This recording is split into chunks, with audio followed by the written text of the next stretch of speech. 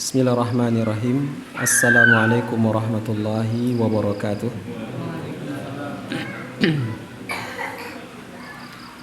Alhamdulillahi rabbil alamin. Wa bihi nasta'in wa nastahdihi wa na'udzu billahi min shururi anfusina wa min sayyiati a'malina. May yahdihillahu fala mudilla lahu wa may yudlilhu fala hadiya lahu. Asyhadu an la ilaha illallah wahdahu la syarika lah wa asyhadu anna Muhammadan abduhu wa rasuluh la nabiyya wa la rasula ba'dah. Amma ba'du. Allahumma 'allimna ma yanfa'una wanfa'na bima 'allamtana wa zidna 'ilma ya rabbal alamin. Alhamdulillah, kita bersyukur dengan memuji Allah Subhanahu wa taala. Pada malam ini kita kembali dimudahkan untuk mengadakan tadabbur Al-Quran, membahas ayat-ayat suci Al-Quran dari penafsirannya. Semoga apa yang kita lakukan di malam hari ini mendapatkan ridha Allah. Allah berikan keberkahan pada kita semua. Amin ya rabbal alamin. Salawat dan salam kita kirimkan untuk Nabi Muhammad sallallahu alaihi wasallam beserta keluarganya, sahabatnya, dan siapa saja yang mengikuti tuntunan beliau sampai yaumil qiyamah. Jamaah salat maghrib rahimakumullah. Marilah kita mulai majlis ini dengan membaca basmalah. Bismillahirrahmanirrahim. Allah berfirman dalam surat An-Nisa ayat 100. A'udzu billahi minasy syaithanir rajim. Bismillahirrahmanirrahim. Wa may yuhajir fi sabilillahi yajid fil ardi muraghaman katsiran wa sa'ah. Wa may yakhruj min baitihi muhajiran ila Allahi wa rasulihi thumma yudrikuhul mautu faqad waqa'a ajruhu 'ala Allah wa kana Allahu ghafurur rahim. Artinya, dan barang siapa yang berhijrah di jalan Allah, niscaya dia akan mendapati di muka bumi itu kesempatan, peluang yang begitu banyak. Wasa'ah, dan juga akan mendapatkan kelapangan rizki. Waman yakhruj min baitihi, dan barang siapa yang keluar dari rumahnya dalam rangka berhijrah ke jalan Allah, mengikuti aturan Allah dan Rasulnya, thumma yudrikuhul maut, kemudian kematian sampai kepadanya, faqad waqa'a ajruhu 'ala Allah, maka sungguh telah ditetapkan di sisi Allah ada pahala baginya. Wa kana Allahu ghafurur rahim, dan Allah Maha Pengampun lagi Maha Penyayang. Jamaah salat maghrib rahimakumullah. Kita membahas pada kesempatan yang sangat pendek ini tentang hijrah. Kita masih berada di bulan Muharram. Bulan Muharram, bulan yang pertama dari tahun Islam 1445 Hijriah. Ada sebagian kita memulai satu perubahan, meninggalkan satu kebiasaan, kemudian mulai melakukan kebiasaan yang baik. Yang tadinya nggak baik, sekarang berubah jadi baik.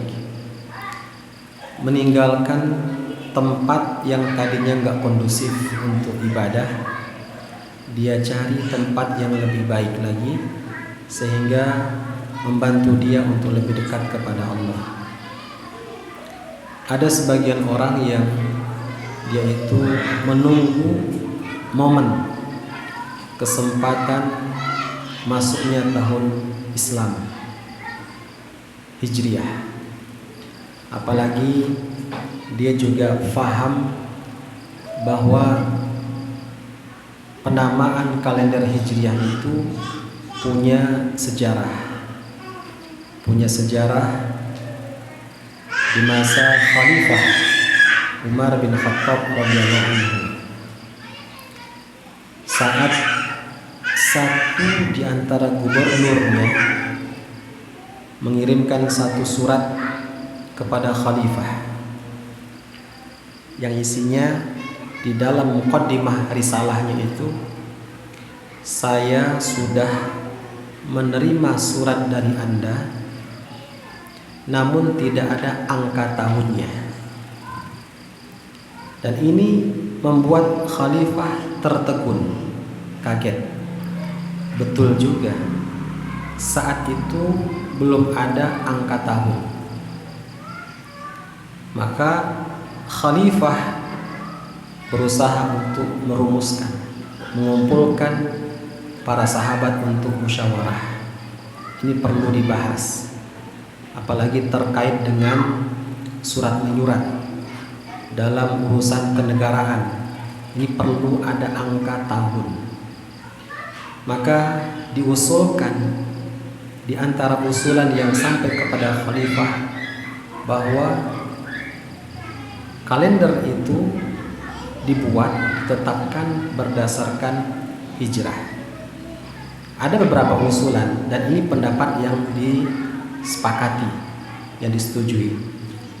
Jadi berangkat dari hijrahnya Nabi SAW dan kaum muslimin dari Makkah ke Madinah.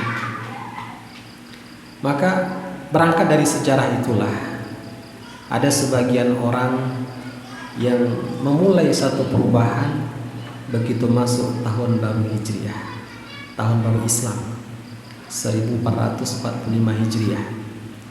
Dan memang hijrah itu menjanjikan. Sebagaimana yang Allah sampaikan dalam surat An-Nisa ini, siapa yang berhijrah di jalan Allah, niscaya dia akan mendapati muraghaman katsira, banyak peluang, banyak kesempatan. Jadi orang itu nggak akan kesulitan kalau untuk hijrah. Ditambah lagi jaminan dari Allah adanya sa'ah, kelapangan rizki, kemudahan untuk mendapatkan dunia. Jadi nggak akan kesulitan. Ditambah lagi apa janji Allah untuk mereka yang melakukan hijrah itu, yang pasti adalah Allah berikan pahala, ganjaran kepada orang itu ketika dalam perjalanan hijrah dia wafat, maka sudah ditetapkan pahala untuknya walaupun belum sampai pada hijrah itu sendiri. Dan Allah juga menjanjikan curahan rahmat kepada mereka yang berhijrah. Hanya saja ketika seseorang mendapatkan hidayah dari Allah Subhanahu wa taala untuk melakukan hijrah, perubahan itu, banyak di antara mereka yang baru memulai proses hijrah kemudian kandas, tidak berlanjut karena begitu semangat di awal untuk melakukan perubahan. Barangkali dia belum paham, belum memiliki pemahaman yang utuh, yang cukup untuk melakukan proses hijrah itu. Maka pada kesempatan yang sangat pendek ini saya akan sampaikan langkah-langkah yang perlu diperhatikan ketika kita melakukan hijrah. Apa kiatnya untuk menjaga semangat hijrah? Pertama yang perlu diperhatikan, kita harus paham ya bahwa hijrah itu tidak hanya berpindah dari satu tempat ke tempat yang lain. Bukan hanya itu. Hijrah itu cakupannya ada 3. Pertama, hijrah tempat. Berpindah dari satu tempat ke tempat yang lebih baik. Kedua adalah hijrah perbuatan, meninggalkan satu perbuatan yang gak baik menuju pada perbuatan yang baik, bahkan yang lebih baik. Yang ketiga adalah hijrah dari pelakunya, hijrah dari komunitasnya, kelompok-kelompoknya. Kita hijrah menuju bergabung dengan kelompok yang membuat kita lebih dekat kepada Allah, bergabung dengan kafilah hijrah yang lainnya. Itulah cakupan hijrah. Baik, untuk merawat, untuk menjaga semangat hijrah itu, pertama yang harus diperhatikan adalah perlu menjaga niat yang ikhlas karena Allah Subhanahu wa taala. Perlu menjaga niat. Yang diharapkan ketika melakukan hijrah itu, perubahan itu adalah mengharapkan ridho Allah semata. Tekad kita harus kuat. Ini yang pertama. Tekad, niat yang ikhlas karena Allah. Ketika seseorang berubah dari satu kebiasaan ke kebiasaan yang lain, ini membutuhkan kuping yang tebal. Kenapa? Karena di saat kita berubah, pasti akan kita dengarkan sentilan-sentilan. Tumben sekarang sudah berubah. Ini kalau kita nggak kuat tekadnya dan niatnya nggak ikhlas karena Allah Subhanahu wa taala, pasti berpengaruh. Akhirnya besok mulai menghindar supaya nggak kelihatan orang. Akhirnya nggak melakukan lagi. Kenapa demikian?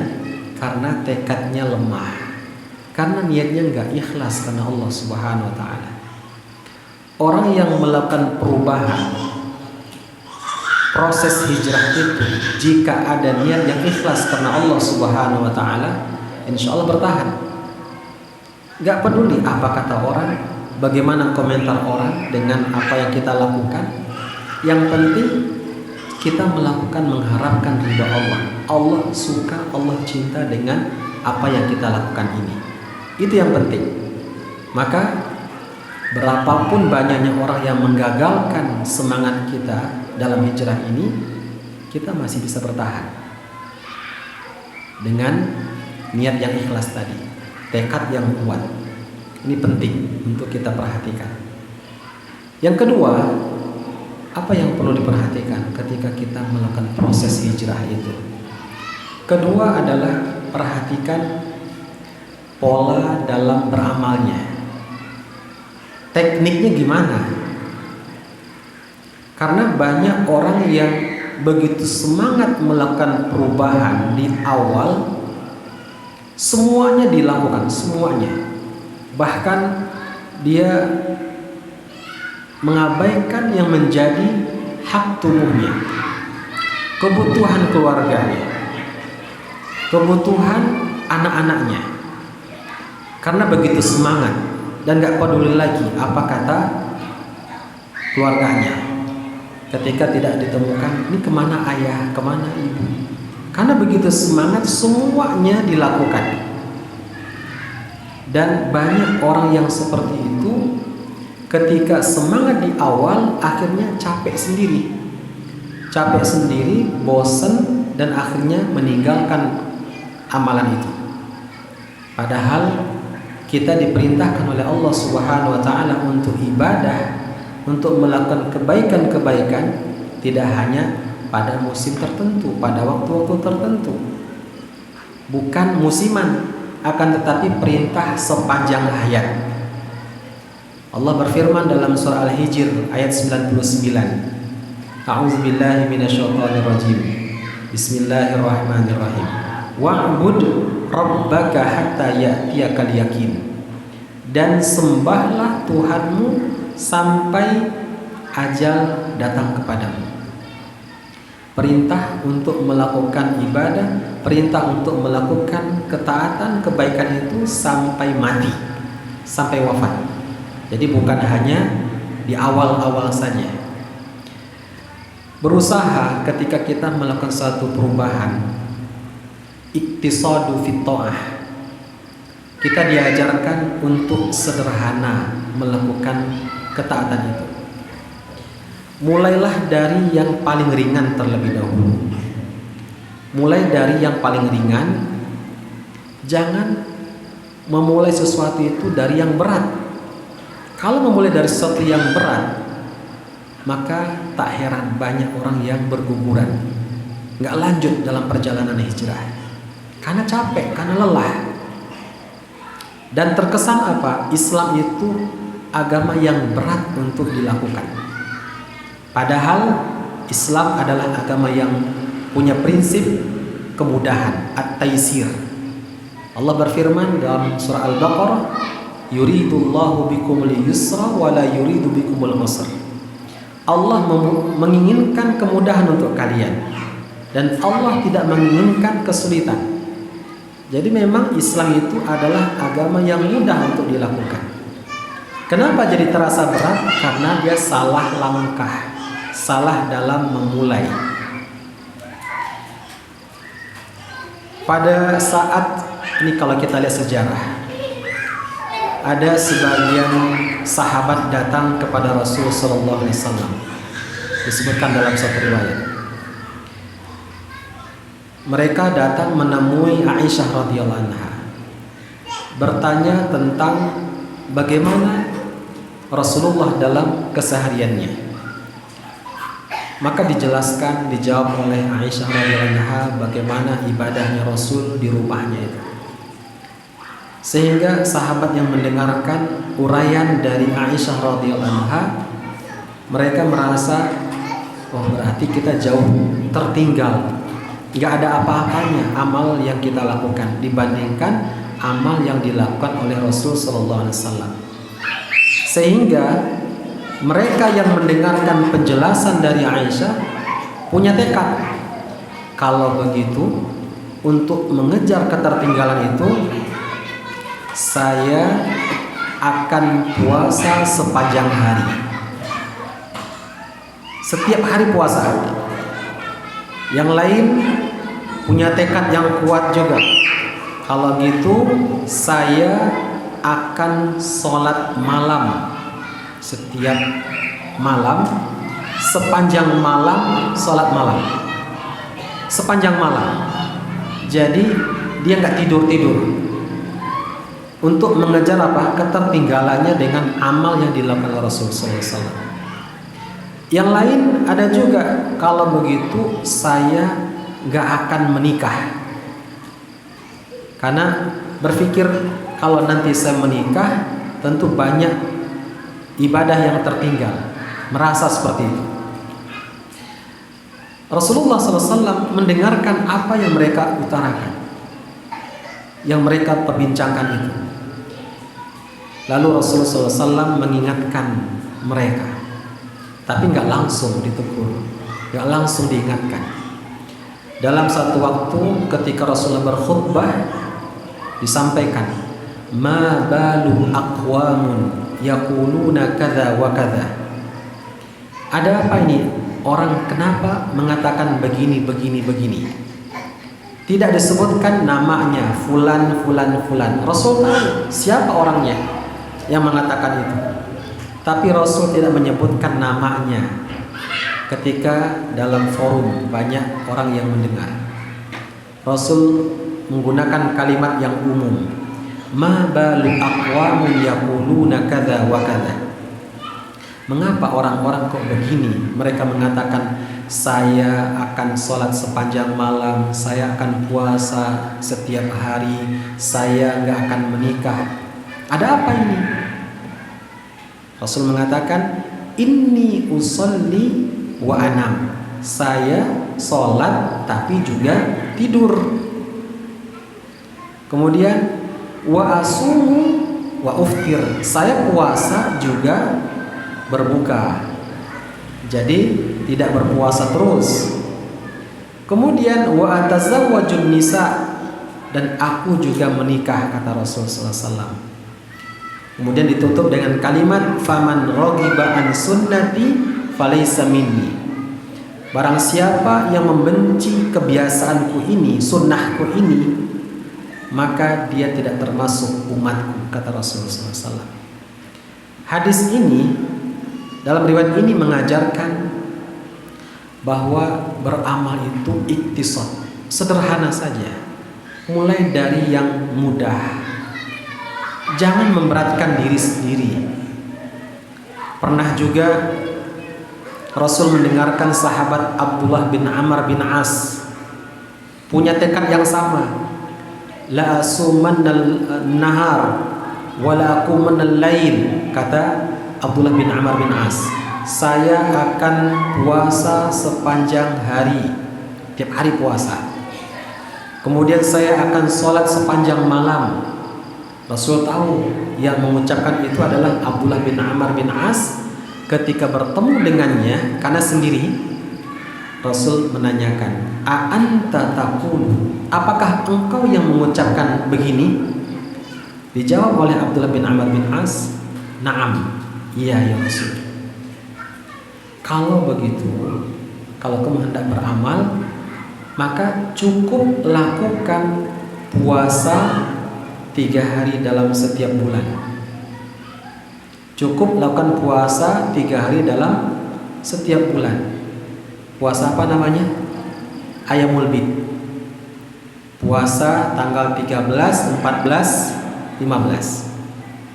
Dijawab oleh Abdullah bin Amr bin As, "Inni utiku akthar min dzalik." Saya sanggup lebih banyak dari itu ya Rasul. Kemudian Rasul perintahkan, ya sudah kalau gitu, sum yauman waftir yaumain. Puasa sehari, kemudian berbuka 2 hari. Kira-kira puasa apa itu? Senin Kamis.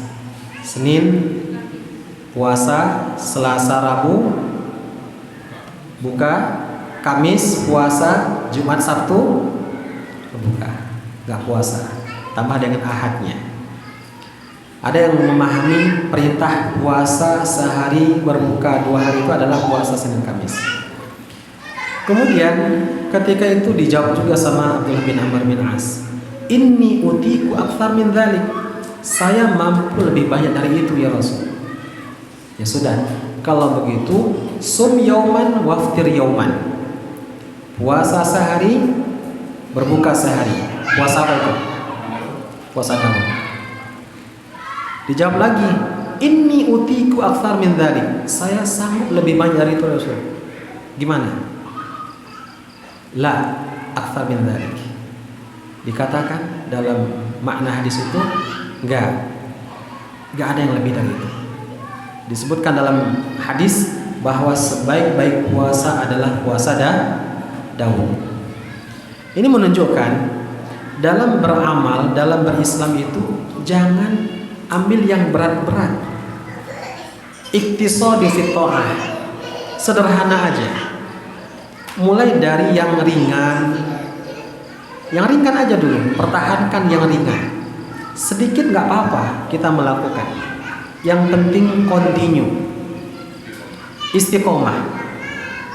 Pernah juga dalam riwayat yang lain disebutkan, ketika Rasulullah pulang menemui Aisyah radhiyallahu anha, kemudian Rasul melihat ada seorang wanita di rumah itu. Rasul kemudian bertanya, "Siapa wanita ini?" Kemudian disebutkan oleh Aisyah, "Dia adalah fulanah." Dia seorang wanita yang terkenal dengan banyak ibadah sholatnya. Sholatnya banyak sekali. Kemudian mendengar itu, Rasul mengatakan, "Mah alaikum bima tutiqun." Udah tinggalkan sesuatu yang memberatkan kalian. Fa wallahi, demi Allah, la yamalullah hatta tamallu. Demi Allah, Allah itu nggak akan bosan dalam memberikan pahala kepada kalian sampai kalian sendiri yang bosan dalam melakukan amal. Karena banyak dilakukan, bosan, terasa berat, besoknya nggak lakukan lagi. Padahal Allah nggak pernah bosan dalam menyambut, dalam memberikan pahala ganjaran kepada hambanya itu. Kemudian disebutkan dalam sebuah hadis bahwa amalan yang sangat dicintai oleh Allah adalah amalan yang didawamkan oleh pelakunya, oleh orang itu, yang dilakukan dengan kontinu, terus menerus, istiqomah. Dalam hadis disebutkan juga ahabbul a'mali ilallahi adwamuha wa in qall. Amalan yang sangat dicintai Allah adalah amalan yang dilakukan dengan terus menerus, meskipun cuma sedikit, meskipun cuma sebentar. Lebih baik witir kita setiap malam 3 rakaat daripada sholat tahajud sebulan sekali. Lebih baik witir 3 rakaat, atau mungkin cuma dapat 1 rakaat, nggak apa-apa. Lebih baik daripada kita sholat malamnya cuma setahun sekali pas Ramadan. Allah lebih senang dengan amalan hamba yang kontinu, yang istiqomah. Jadi lakukan dari yang sedikit dulu, sedikit, bertahan, tambahkan, bertahap. Ketika sudah bertahan, tambahkan lagi, terus begitu. Inilah polanya dalam beramal, sehingga kita tidak merasakan berat ketika beramal. Untuk melakukan proses hijrah itu terasa ringan. Kenapa banyak orang yang berguguran, kandas, nggak lanjut hijrahnya? Karena tadi pola dalam beramalnya salah. Dia langsung ambil yang banyak, yang berat-berat dilakukan. Harusnya mulai dari yang ringan dulu. Ini yang kedua, langkah yang harus diperhatikan. Selain tekad yang kuat, niat yang ikhlas, yang kedua adalah pola dalam beramal harus diperhatikan. Yang ketiga adalah lingkungan yang mendukung. Ini juga penting. Ketika kita sudah memutuskan untuk berubah, untuk hijrah, meninggalkan kebiasaan, meninggalkan satu pekerjaan yang selama ini membuat Allah murka, kita harus siap meninggalkan tempat itu, siap meninggalkan orang itu, dan kita bergabung ke kelompok yang memang mereka juga mendekatkan diri kepada Allah, mereka juga sedang hijrah. Pilihlah lingkungan yang baik. Yang dimaksud dengan lingkungan itu banyak sekali. Bisa jadi tempat tinggal kita, tempat kerja kita. Bisa juga maksudnya adalah teman-teman kita, grup pergaulan kita itu siapa. Ini harus diperhatikan. Karena banyak orang yang tadinya sudah niatnya bagus karena Allah, dan dia sudah memulai dengan bertahap sedikit demi sedikit, tapi ketemu lagi dengan orang itu lagi, tergiur, ketemu dengan kelompok itu lagi, kok enak sepertinya kalau balik lagi ke semula. Akhirnya balik lagi, nggak jadi hijrah karena pengaruh lingkungan tadi. Rasulullah SAW mengatakan dalam sebuah hadis, al-mar'u ala dini khalilih falyanzur ahadukum man yukhalil. Seseorang itu tergantung dari agama temannya, tergantung dari kebiasaan saudaranya. Maka hendaklah diperhatikan ketika seseorang itu berteman. Ketika berkumpul dengan orang-orang yang pemalas, kita udah rajin ke masjid, kita udah rajin ke musola, sholat berjamaah, tapi kita ngumpul lagi dengan orang-orang yang malas, nggak mau ke musola, nggak mau ke masjid, pasti kita akan balik lagi nanti. Godaan besar. Saat kita sudah siap memutuskan untuk hijrah, kita kumpulnya dengan orang-orang yang sama. Jangan kembali lagi ketemu dengan orang-orang yang dulu-dulu lagi. Ini bukan berarti kita memutuskan silaturahim, tapi dalam rangka menjaga semangat hijrah tadi. Kita harus siap mencari kelompok yang mendukung kita, yang dapat membantu kita lebih dekat lagi dengan Allah Subhanahu wa taala. Teman pergaulan itu sangat mempengaruhi. Ketika seseorang itu berteman dengan orang yang baik, pasti akan kecipratan baiknya, kebawa baiknya. Apa yang biasa dilakukan, kita akan ngikut nantinya. Disebutkan dalam sebuah hadis, diumpamakan itu. Perumpamaannya gimana? Orang yang bergaul, berteman itu ya seperti misalnya kalau berteman dengan orang yang baik, diumpamakan dalam hadis seperti orang yang berteman dengan penjual parfum. Terus kalau dia berkumpul, berteman dengan orang-orang yang banyak maksiatnya, banyak melakukan kesalahan, seperti dekat dengan pandai besi. Maksudnya gimana? Kalau kita dekat dengan penjual parfum, kalau misalnya kita nggak dikasih, ya, ketika kita dekat dengan penjual parfum, itu akan mendapatkan aroma yang fresh, segar, karena dia punya parfum yang enak untuk kita cium. Kalau misalnya dikasih, alhamdulillah, minimal itu kita mendapatkan aroma yang sedap, dan kita pun betah di situ karena berteman dengan penjual parfum. Adapun kalau kita dekat dengan pandai besi, yang paling berat, yang paling besar resikonya adalah baju kita kebakar karena dia bersentuhan dengan api, pandai besi. Kalaupun nggak terbakar, mungkin baju kita akan bau, baju bau, badan bau, karena kita dekat dengan orang yang bersentuhan dengan api, pandai besi. Itu. Jadi hendaklah kita perhatikan dalam pergaulan, lingkungan itu. Ketika sudah memutuskan hijrah, perhatikan lingkungan kita. Kita berkumpul sama siapa, kita tinggal di mana, bekerja di mana, komunitasnya bagaimana, ini semua harus diperhatikan.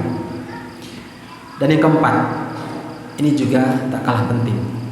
Yang keempat itu adalah minta sama Allah, berdoa kepada Allah Subhanahu wa Ta'ala. Jangan sombong, jangan merasa mampu sendiri. Saya bisa mengatur diri, saya bisa mengelola sendiri dengan pengalaman yang sudah ada. Jangan sombong, minta sama Allah, kuatkan hati ini agar terus bisa ibadah kepadanya. Rasulullah SAW sering terdengar oleh Aisyah membaca zikir. Zikirnya mungkin kita hafal. Ya muqallibal qulub, tsabbit qalbi ala dinik. Ya muqallibal qulub, tsabbit qalbi ala dinik. Kita mungkin hafal, tapi banyak di antara kita yang nggak tahu ini maksudnya apa. Kita lagi minta apa, sehingga itu nggak berpengaruh yang kita minta. Yang kita doa, kita baca itu nggak berpengaruh. Allah nggak berikan ijabahnya, qabulnya, karena kita minta tuh nggak ngerti kita minta apa. Banyak di antara kita hafal doa macam-macam, zikir macam-macam, tapi nggak ngerti ini doa zikirnya apa, buat apa nih, nggak paham. Maka berusahalah untuk mengerti, untuk memahami setiap doa yang kita minta, terutama doa yang tadi. Aisyah radhiyallahu anha mengatakan, saya sering mendengarkan zikir ini dibaca oleh Rasulullah SAW. Ya muqallibal qulub, tsabbit qalbi ala dinik. Padahal kita tahu bagaimana amalnya Rasul. Walaupun demikian, beliau tetap membaca zikir itu. Ini menunjukkan apa? Butuh pertolongan dari Allah Subhanahu wa Ta'ala. Tanpa ada pertolongan dari Allah nggak akan mampu kita nggak akan bisa. Tanpa adanya kemudahan rahmat dari Allah, kita nggak akan bisa apa-apa. Termasuk kita ngadakan kajian habis maghrib ini menjelang isya. Ini kalau nggak diberi rahmat, kita nggak bisa lakukan ini. Kita bisa mengadakan kajian di musola ini karena Allah berikan kemudahan, karena Allah berikan rahmat kepada kita. Semoga Allah istiqomahkan kita dalam Islam. Amin ya rabbal alamin. Itu yang keempat, yang tak kalah penting. Jangan lupa doa, minta sama Allah agar dikuatkan hati ini dalam berislam, untuk meninggalkan kebiasaan-kebiasaan yang buruk itu. untuk meninggalkan tempat-tempat yang buruk itu, untuk meninggalkan pelaku-pelaku maksiat itu yang selama ini kita banyak terseret ke bawah arus jauh dari Allah. Sekarang kita tinggalkan, minta ya Allah kuatkan hati ini untuk terus berada di atas agama-Mu. Ya muqallibal qulub, tsabbit qalbi ala dinik. Bisa juga ditambah dengan doa dari Al-Qur'an dalam surat Ali Imran ayat 8. Rabbana la tuzigh qulubana ba'da idh hadaitana wa hab lana min ladunka rahmah innaka antal wahhab. Rabbana la tuzigh qulubana, ya Tuhan kami, janganlah Engkau palingkan hati kami. La tuzigh qulubana, ya Allah, jangan Engkau palingkan hati ini setelah Engkau berikan hidayah kepada kami. Setelah kami dapat hidayah, ya Allah, jangan Engkau palingkan kami. Jangan Engkau palingkan hati ini ke yang lain-lain. Tetapkan hati ini, ya Allah. Wahab lana, dan karuniakanlah kepada kami, ya Allah, min ladunka rahmat. Innaka antal wahhab, sesungguhnya Engkau yang memberikan karunia itu. Ini termasuk doa yang kita baca untuk kita bisa istiqomah di dalam berislam. Baik, jamaah salat maghrib rahimakumullah. Dengan langkah yang 4 ini, insyaallah apa yang kita inginkan untuk melakukan satu perubahan sampai nantinya tercapai. Tapi kalau tidak memperhatikan 4 poin ini, maka banyak orang yang gagal dalam perjalanan hijrah. Bisa kita ulang kembali apa 4 poin tadi? Pertama, niatnya harus ikhlas karena Allah, ditambah dengan tekad yang kuat. Yang pertama. Yang kedua, pola dalam beramalnya. Jangan mengambil kerjakan yang berat-berat, mulai dari yang ringan-ringan dulu. Kalau selama ini kita jarang baca Quran, maka kalau kita memulai baca Quran, mulailah dari mungkin per ayat atau per halaman. Jangan langsung 1 hari 1 juz, besok nggak baca Quran lagi. Itu, perhatikan polanya. Mulai dari yang sedikit, bertahap. Yang ketiga, lingkungan yang mendukung. Di mana kita tinggal, siapa yang jadi teman kita.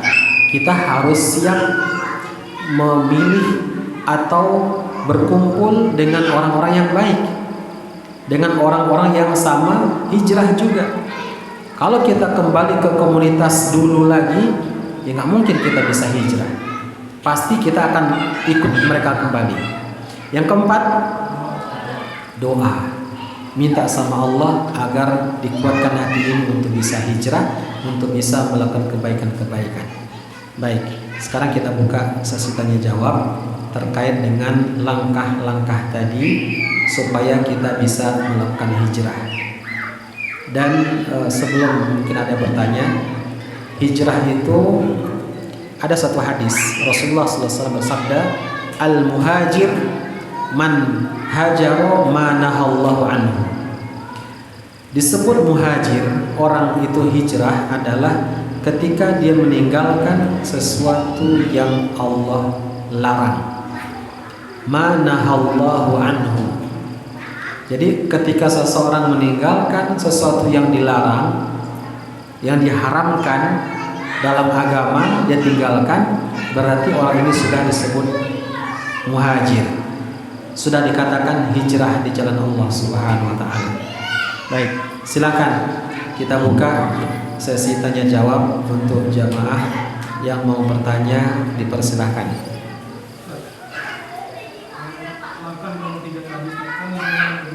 Ya.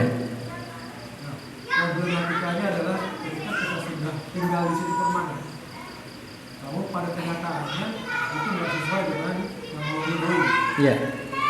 Kan udah beli rumah gitu sih. Nah, mungkin kita pindah dalam waktu cepat, meninggalkan tempat itu menyikapinya. Betul.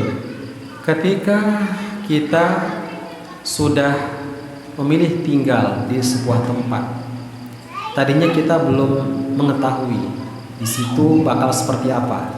Ternyata setelah kita tempati berapa tahun kemudian kelihatan ternyata ini semua membuat kita jauh dari Allah. Dan untuk hijrah tentu nggak semudah yang kita pikirkan. Kalau misalnya belum mampu untuk melakukan hijrah tempat tadi, maka ini menuntut orang yang berada di tempat itu, yang sudah tinggal di komplek itu, berusaha untuk membentuk komunitas, kegiatan yang mendukung orang itu lebih dekat kepada Allah. Jadi kita yang harus mengadakannya. Kalau kita hijrah, ini butuh perjuangan, butuh pengorbanan.